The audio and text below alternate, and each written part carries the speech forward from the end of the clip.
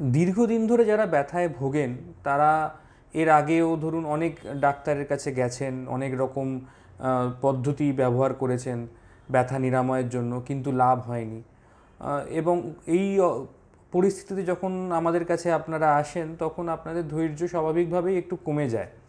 কিন্তু এই আপনাদের ব্যথার চিকিৎসা কোনো ম্যাজিক ওষুধ বা পদ্ধতিতে তাৎক্ষণিকভাবে করার মতো উপায় আমার কাছে সত্যিই নেই।